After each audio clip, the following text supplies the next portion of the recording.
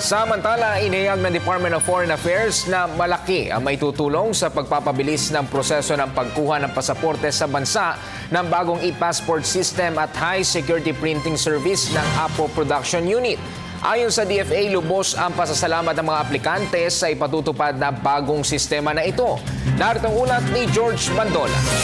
Sinasabing mapapabilis na ng 30% ang proseso ng pagkuha ng pasaporte sa pagsisimula ng e-passport system ng Department of Foreign Affairs at ng Apo printing services. Karaniwang tumatagal ng mula 10 araw sa express service hanggang 20 araw sa regular service ang proseso ng passport bago man o renewal.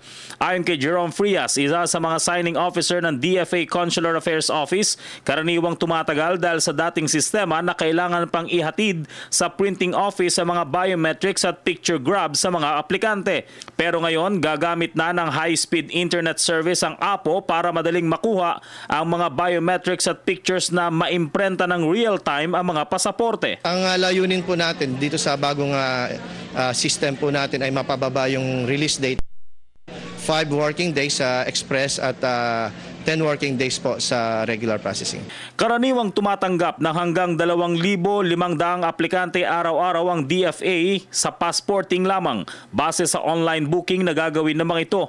Kaya laking pasalamat ng mga aplikante sa bagong sistema na tinatayang magpapabilis ng proseso at may iwasan ng mahabang pila ng mga kumukuha ng passport. Mayroon po silang mga kanya-kanyang appointment po.